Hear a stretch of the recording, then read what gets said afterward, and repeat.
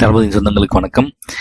இன்னைக்கு hot news போயிட்டு இருக்கீங்க. இன்னும் சில தினங்களில் வர ஞாயிற்றுக்கிழமை அல்லது இன்னும் சில தினங்களில் புயலை பொறுத்து தளபதி விஜய் அவர்கள் பாதிக்கப்பட்ட குடும்பத்தினரை மகாபலிபுரம் வரவழைத்து அங்கே சந்திக்க இருக்கிறார். இதுக்கு ஏகப்பட்ட விமர்சனங்க. அவன் ஏன் எந்தவர்களை நீங்கள் போய் பார்க்க மாட்டீங்களா, அவங்கள இங்கே வர வச்சு தான் பார்ப்பீங்களா, போவீங்களா, வருவீங்களா அப்படின்னு ஏகப்பட்ட விமர்சனங்கள், எதிர்மறையான கருத்துக்கள், கட்சியினரே நிர்வாகிகளே இதுக்கு சம்மதிக்கல அப்படிங்கிற மாதிரியான கருத்துக்கள் எல்லாம் பரவப்பட்டுக்கிட்டு இருக்காங்க.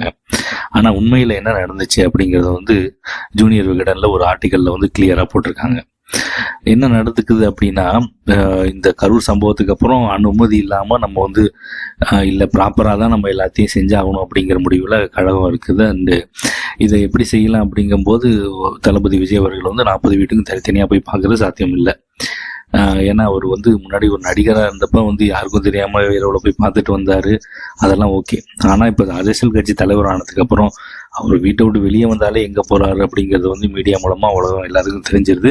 அதனால் தேவையில்லாத அசம்பாவிதங்கள் வருங்கிறதுனால என்ன முடிவு பண்ணியிருந்தாங்கன்னா, ஒரு மண்டபத்தில் எல்லாரையும் வர வச்சு அங்கே போய் மீட் பண்ணுவோம் கரூர்லேயே அப்படின்னு சொல்லி முடிவு பண்ணியிருந்தாங்க. அதற்கான ஏற்பாடுகள் நடந்தது. பல மண்டபங்கள் பார்த்து புக் பண்ணியிருக்காங்க.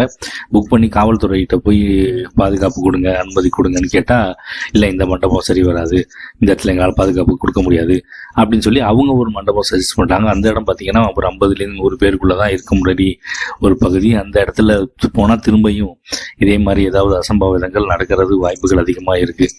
இப்படியே போயிட்டு இருக்கப்ப உளவுத்துறையிலேருந்து தளபதி விஜய் அவர்களை அவங்க கழகத்தை தொடர்பு கொண்டு சொல்கிறாங்க, நீங்கள் இப்போ போனீங்கன்னா பிரச்சனைகள் அதிகமாக வர வாய்ப்பு இருக்குது, அதனால் இந்த இடத்துக்கு போகாதீங்க, இந்த இடத்துக்கு போகாதீங்கன்னு மாற்றி போலீஸும் உளவுத்துறையும் மாற்றி கருத்துக்களை சொல்லி கழகத்தை குழப்பிக்கிட்டே இருக்காங்க. ஆல்ரெடி 25 நாளுக்கு மேலே ஆயிடுச்சு. இதுக்கப்புறம் அட்லீஸ்ட் 30 நாளைக்கு முன்னாடியாவது கண்டிப்பாக இறந்தவர்களை பார்த்தே ஆகணும் அப்படிங்கிற முடிவில் இருந்தப்போ தான் அடுத்த கட்ட பிளான் பற்றி பேசியிருக்காங்க.